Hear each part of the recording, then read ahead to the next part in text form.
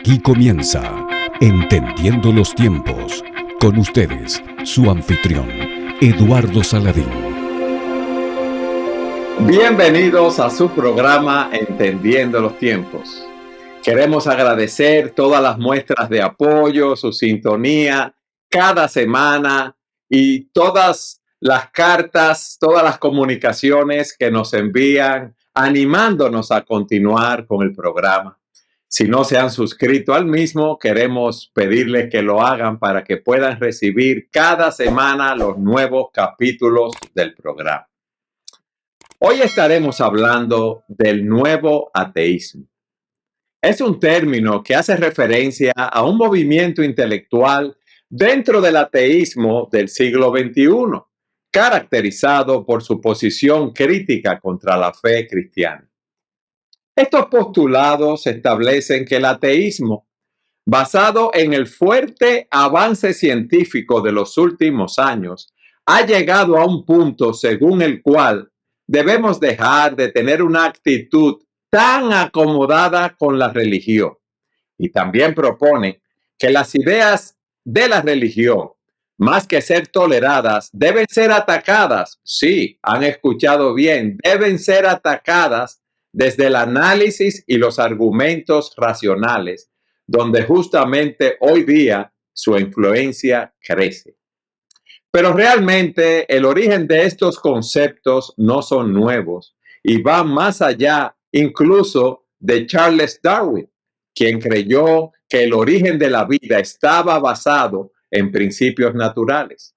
En el capítulo de hoy haremos un viaje a través de la historia y de la actualidad para conocer a fondo los postulados de estas enseñanzas y quiénes son los defensores de la misma que quieren eliminar totalmente las creencias religiosas, siendo su mayor enemigo la fe cristiana.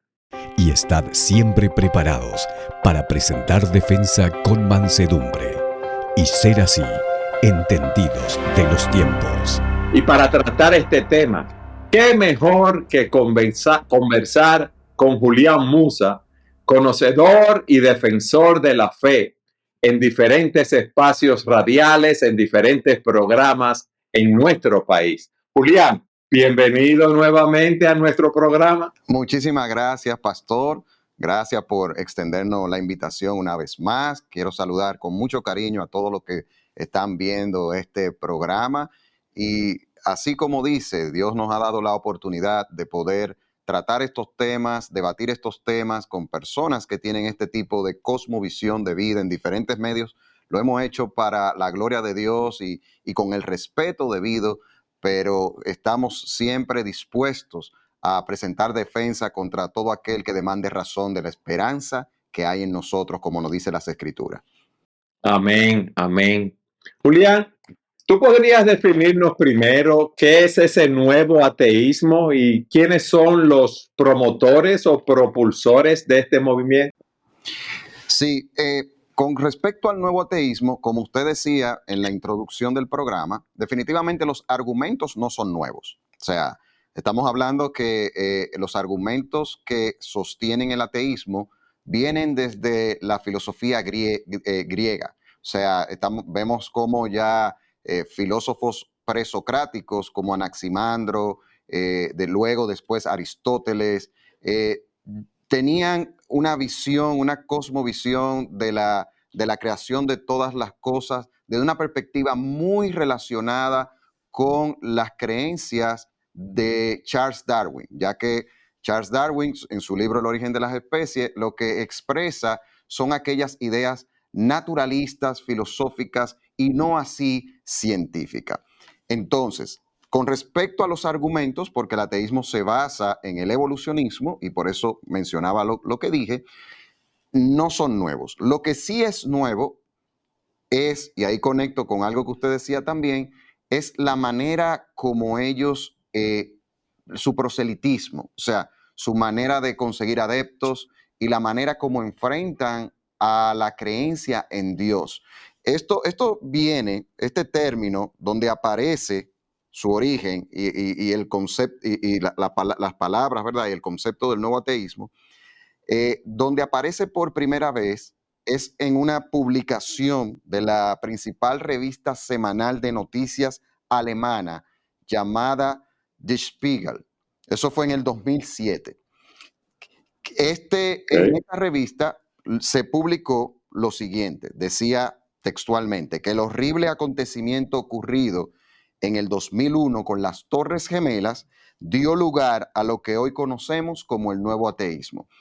Es a partir del siglo XXI que viene esto y eso es muy cierto de que ahora el nuevo ateísmo es más fuerte en cuanto al ataque, en cuanto a lo que tiene que ver con la confrontación y sobre todo cuando lo que hay detrás de una creencia que ataca el nuevo ateísmo tiene que ver con el cristianismo. Digamos que ese es su enemigo principal.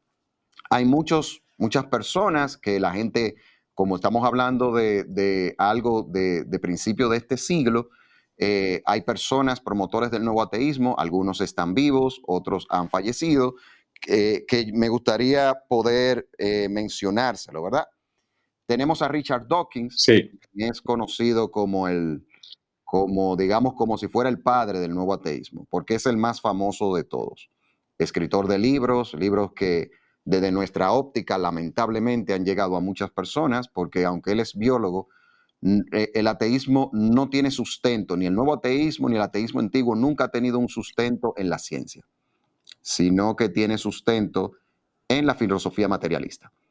Una pregunta, Julián. Si no tienen sustento en la ciencia, ¿cómo se ha propagado tanto? Se ha propagado tanto, sobre todo en la época que nos ha tocado vivir, porque nosotros, la filosofía que impera en Occidente es el posmodernismo.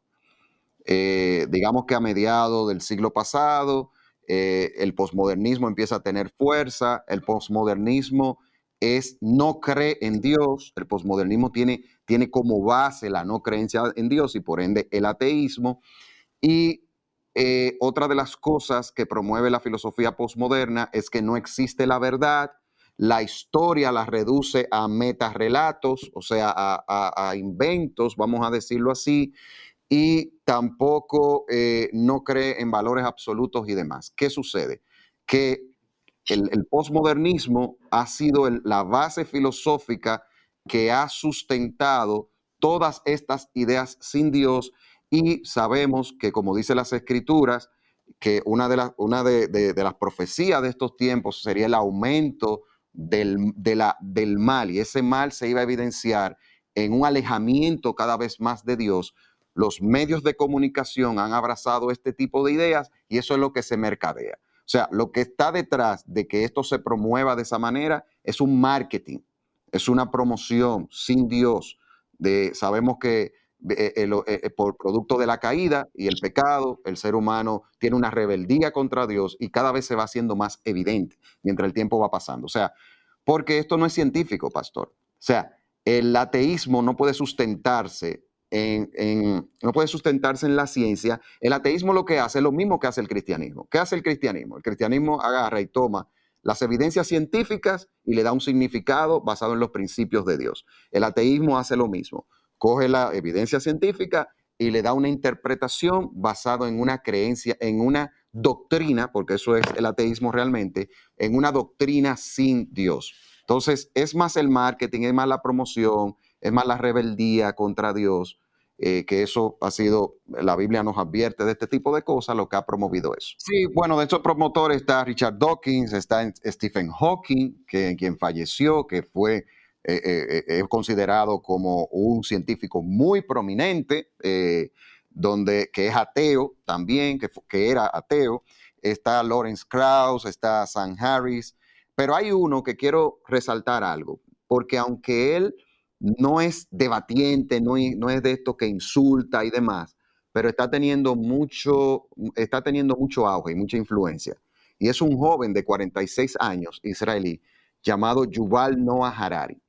Yuval Noah Harari es una persona que escribió un libro que es un bestseller llamado Sapiens, de animales a dioses. Es una persona que pertenece también a la comunidad LGBT y, como decía, una persona que se expresa con mucha decencia, pero está siendo sumamente influyente en el pensamiento de Occidente y es un instrumento para promover cada vez más en las generaciones de jóvenes actuales la no creencia en Dios. Y por eso yo lo ubico como alguien que pertenece al nuevo ateísmo. Entonces, es importante conocer eso porque está teniendo mucha fama este joven. Y esa fama de él se debe a su postulado, claro está. ¿Tienes en mente alguno de sus postulados básicos? Bueno, Yuval Harari, él es historiador y, como decía, una persona que muestra mucha decencia, pero lo involucro con esto del nuevo ateísmo por la influencia. Él es evolucionista. Ese libro que él tiene y los otros libros que ha escrito tienen una base filosófica de naturalista, o sea, y por ende estamos hablando de una persona que no cree en Dios, una persona que evidentemente es muy inteligente, pero no se basa en la ciencia como ninguno de los ateos para postular aspectos vinculados al origen del universo, el origen de la vida y estas preguntas que la ciencia no puede responder porque la ciencia solo puede responder aquellas cosas que son observables y nada de eso que mencioné, nadie lo puede observar. Entonces, ese es el punto. Julián, tú hablabas de Richard Dawkins, que era el ateo más reconocido actualmente en el mundo y el padre de un nuevo ateísmo, como decíamos. Y yo había leído un documento que tú me enviaste que él había dicho en un debate público televisado de la cadena de televisión ABC que la nada es algo muy simple y en un intento que tuvo de redefinir la nada. ¿Tú me puedes explicar eso? Porque tú lo pones con palabras bien sencillas. Sí, lo que pasa, eso es un común denominador en todas estas personas que han querido escribir aspectos vinculados al origen del universo. En el caso de Dawkins, él tuvo ese debate con una persona creyente y fue un intento, cuando él dijo que la nada es algo muy simple, en ese momento, y eso está en YouTube, la gente lo puede buscar, el público se rió.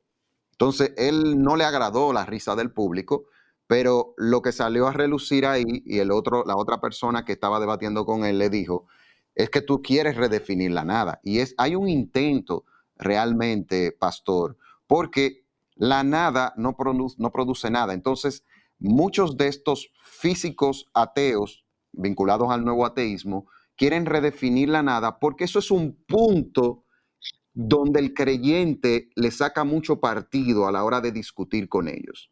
Entonces, yo quiero ponerle un ejemplo que yo creo que cabe muy bien aquí para entender de alguien que fue un poquito más allá, que es Lawrence Krauss. O sea, estamos hablando de que un físico que escribió un libro que se llama El universo de la nada. Y miren lo que dice Lawrence Krauss. Él dice, no existía ni tiempo, ni espacio, ni partículas, ni vacío cuántico, ni leyes físicas, ni gravedad. Todo surgió de la absoluta nada. Entonces, evidentemente ellos parten de algo que es filosófico. O sea, el tema de la nada no puede ser científico porque hasta el día de hoy, de la nada, nada proviene. Eso lo llegó a decir Parménides hace varios siglos antes de Cristo y eso se cumple. En ningún laboratorio del mundo se ha comprobado que algo surja de nada. Entonces, por eso es que esa base, el creyente tiene que comprender de que eso es filosofía pura y que eso es una falacia. Y de hecho, hay personas cristianas que dicen, porque lo he visto, que debaten con personas ateos, que dicen, yo tengo que tener más fe para creer en eso que para creer que Dios, que un creador, hizo todas las cosas. Porque ya eso cae en una ilusión total. Entonces, ese es el punto.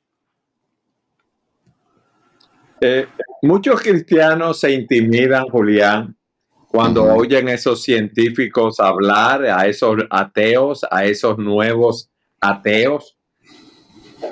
¿Qué argumentos tenemos nosotros en las escrituras para rebatir todas esas teorías que hablan, por ejemplo, de la nada, nada sale, eso lo sabemos. Entonces, la fe cristiana, nosotros tenemos una cosmovisión, nosotros tenemos un sistema de pensamiento que nos da una explicación aprobada y razonable de cómo todas las cosas fueron creadas.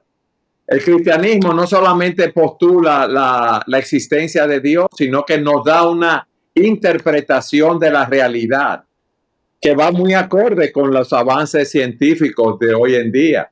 Entonces, ¿qué argumentos tú nos darías con ese lenguaje tan sencillo que tú utilizas para nosotros rebatir a todas esas teorías? Sí, una de las cosas que nosotros que hemos podido ver es que muchos cristianos se intimidan frente a los propagandistas del nuevo ateísmo, que sabemos que ahora son mucho más agresivos, que insultan y respetan. Y yo he vivido eso en debates formales y en debates informales, el insulto y todo este tipo de cosas. ¿Cómo así? O sea, ¿Cómo así? Dame un testimonio.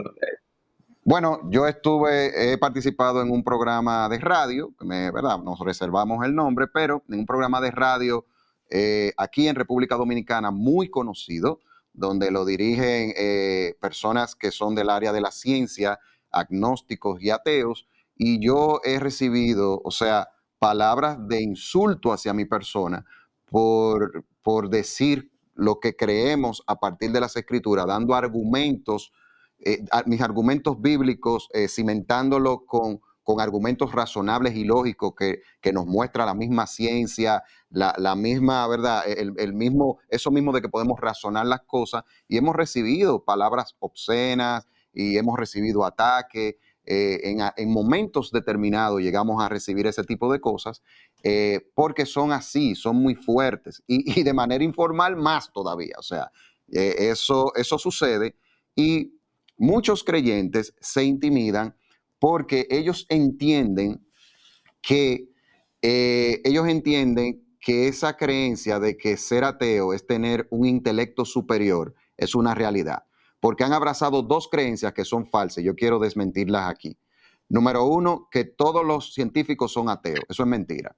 La historia muestra y el surgimiento de lo que fue las ciencias modernas a partir del siglo XVI nos muestran que los científicos que más han impactado al mundo en el quehacer científico han sido creyentes. Yo no digo que no haya ateos que hayan impactado al mundo con sus hallazgos, pero han sido menos que los creyentes. Eso número uno. Y número dos, también los científicos, hay una creencia de que los científicos que militan en el ateísmo lo hacen porque han encontrado en la ciencia evidencias de la no existencia de Dios. Eso también es una falsedad. O sea, muchas veces, pastor, hablar de ateísmo es sinónimo, se quiere vender que ateísmo es sinónimo de científico, que ser ateo es sinónimo de alguien que se fundamenta todo en la ciencia. Y no es verdad. ¿Cómo uno se da cuenta de eso? Porque evidentemente la ciencia tiene limitaciones y hay muchas cosas de los argumentos. De hecho, el ateísmo se relaciona más con una secta, con una creencia filosófica. O sea, tiene más relación con eso que con la ciencia como tal, porque hay un conjunto no de normas, sino de creencias que la conforman en cuanto a lo que es su fundamento.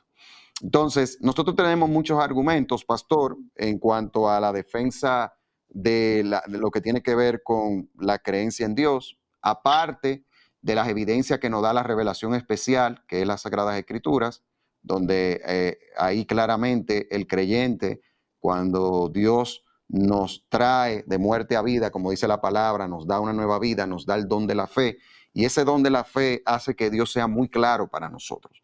Ahí se cumple lo que dice Hebreos 11:6, de que, pero sin fe es imposible agradar a Dios, porque es necesario que el que se acerca a Dios crea que le hay y que es galardonador de los que le buscan. Ahí para nosotros, a través de la Biblia, para pasar ya a una parte de evidencias, es muy claro, Romanos 1:19-20. Aquí esto es contundente para entender por qué es muy razonable saber que existe Dios. Estos son argumentos bíblicos. Ellos conocen la verdad acerca de Dios, porque Él se la ha hecho evidente. Pues desde la creación del mundo todos han visto los cielos y la tierra por medio de todo lo que Dios hizo. Ellos pueden ver a simple vista las cualidades invisibles de Dios, su poder eterno y su naturaleza divina, así que no tienen ninguna excusa para conocer a Dios. Ahora bien, eso es partiendo de la revelación especial. Ahora yo quiero tocar, pastor, partiendo de la revelación general, que es la creación. Nosotros tenemos argumentos lógicos porque tenemos un razonamiento. Todos tenemos nuestro razonamiento. Todos tenemos intuición y eso nos lleva a entender de manera lógica de que de verdad tiene que existir Dios. Dentro de esos argumentos hay muchos, pero por razones de tiempo yo quiero mencionar dos. Y uno es el argumento teleológico, conocido en la comunidad científica como el diseño inteligente. Para muchos, que incluso muchas personas no creyentes en Dios creen en el diseño inteligente. Lo único que no te van a decir que fue el Dios de la Biblia, pero creen en el diseño inteligente. ¿Qué postula este argumento? ¿Qué postula este argumento? Dice lo siguiente: todo tiene un propósito, todo tiene un orden. El universo en que vivimos ha sido observado científicamente y calculado matemáticamente y se ha podido ver cómo está bien afinado, está bien ajustado y de hecho se puede medir la velocidad de la luz, el eje de la Tierra, se puede medir la constante gravitacional. O sea, todo esto nos apunta a que detrás de un diseño muy bien hecho tiene que haber un diseñador y que definitivamente las leyes de la naturaleza no pudieron venir por el azar y el caos, sino como que fueron puestas. ¿Cómo que no? Para nosotros es muy claro que fueron puestas, pero en un análisis de un diseño inteligente se ve como si fuera que fueron puestas para que pueda haber vida en la Tierra. Ese es un argumento. Puedo mencionarle el otro también. Sí. Sí, es bueno que nos digas el otro, porque ese que mencionaste está sumamente claro. Todo tiene un propósito, este universo tiene un orden y eso es algo claro para todo el mundo, es evidente. Exacto. Entonces, el otro argumento lógico se conoce y que hace que la razón lo entienda claro, se conoce como el argumento cosmológico. Este dice que todo lo que comienza a existir tiene una causa. Eso es pura lógica. Todo lo que comienza a existir tiene una causa. El universo comenzó a existir, por tanto, tiene una causa. Esto tumba ese argumento de que el universo siempre ha existido, ese argumento aristotélico lo tumba y los hallazgos científicos lo muestran de una manera muy clara. Y yo voy a mencionar solo una información científica de 3 científicos no creyentes lo que dicen sobre esto del argumento cosmológico. Y miremos la relación. En el 2003, muy reciente, 3 destacados cosmólogos, Arvin Bohr, Alan Guth y Alexander Vilenky, estos científicos no cristianos comprobaron que cualquier universo que se haya expandido en promedio a lo largo de su historia no puede ser eterno en el pasado, sino que debe de tener un comienzo absoluto. Y todo esto es cónsono, como hablamos en un programa anterior que hicimos, solamente hago la referencia ahora, es cónsono con Génesis 1:1. En el principio creó Dios los cielos y la tierra. Y de hecho, aprovecho por si usted no ha visto ese programa que hicimos sobre vinculante, que tiene que ver con la ciencia y la fe, lo pueda buscar en el canal de YouTube de Entendiendo los Tiempos. Entonces, ahí vemos, pastor, cómo hay evidencias de la existencia de Dios. Creemos, el ser humano no tiene excusa porque la razón le permite entender que tiene que haber un Dios. Porque la creación, o sea, todos vemos la creación. Todos vivimos en la creación. Todos razonamos a partir de la creación. Pues, y todos sabemos que eso no lo hizo la mano humana. Entonces, eso te lleva a pensar de que tuvo que haber alguien que lo hizo. Y entonces está la intuición. Hay algo en el ser humano, y de hecho, el sentido de trascendencia, que es algo que Dios ha puesto en el hombre, le hace ver. Por eso el ateo tiene una relación con Dios, pastor. Yo sé que esto va a sonar muy fuerte para algunos ateos que vean el programa, pero una relación antagónica. Yo siempre he pensado en lo siguiente: ¿por qué incomodarse? ¿Por qué intentar con todo el esfuerzo hacerle ver a la gente que Dios no existe?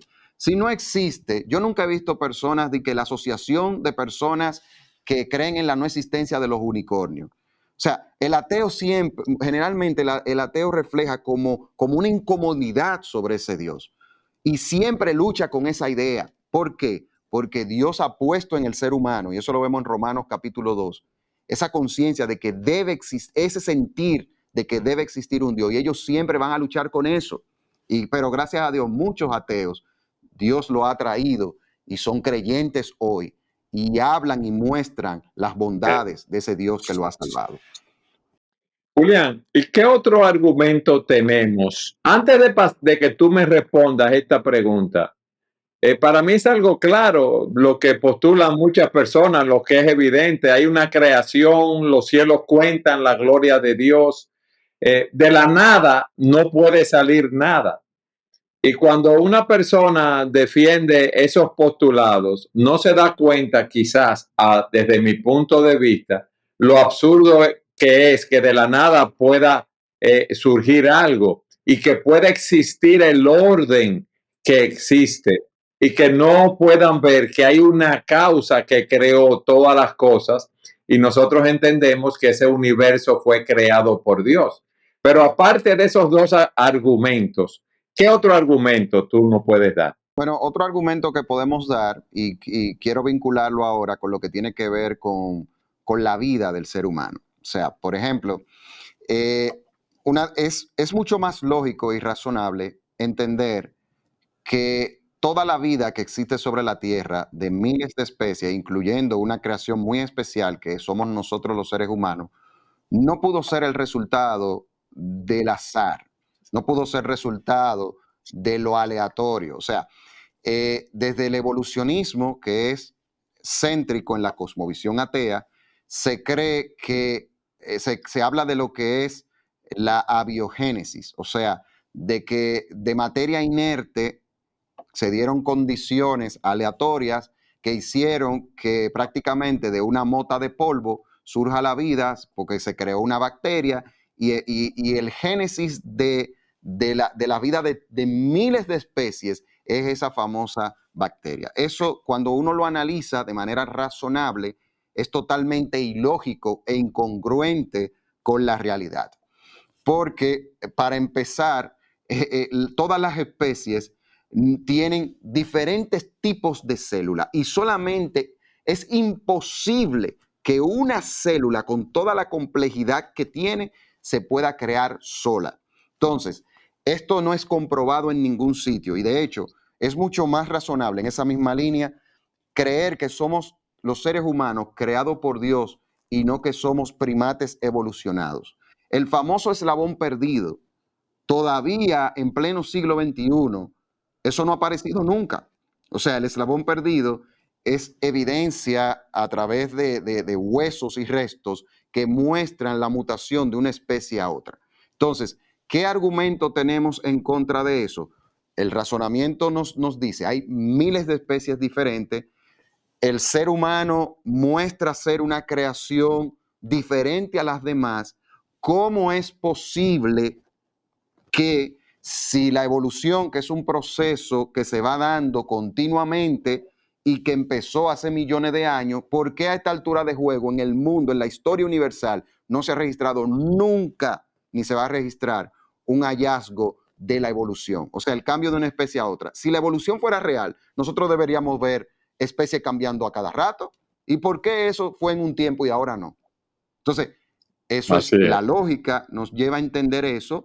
Y la ciencia también, porque no nada más la lógica, la ciencia confirma eso, porque no se ha demostrado en ningún laboratorio del mundo que la evolución sea real. Y es lamentable, pastor, que por la propaganda, por el poder político y sobre todo por la rebeldía por Dios, la evolución sea la materia que se dé en las escuelas y se dé en las universidades. La evolución no es ciencia, no se deje engañar. Eso no es ciencia, se lo venden así, pero no es ciencia, es filosofía materialista. Entonces, es un argumento también que podemos ver con el origen de la vida, de miles de especies y demás.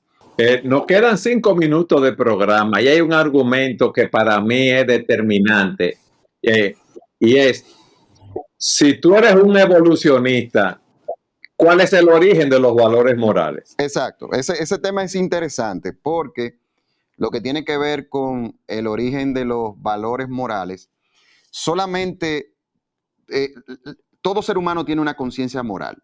Definitivamente la moral forma parte de la vida de los seres humanos. Y eso es tan simple como entender que robar es malo, que matar es malo, que ser solidario con los demás es bueno, que hablar la verdad es el camino correcto para nuestra conciencia.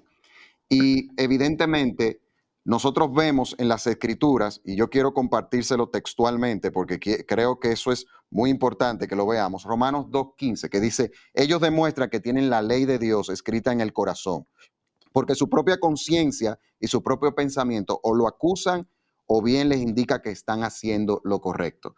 Entonces, desde el ateísmo no existe un fundamento para la moral, porque ¿quién lo determina? O sea, ¿quién determina lo que es bueno o es malo si sacamos a Dios? Y si el origen de todas las cosas es el caos y el desorden.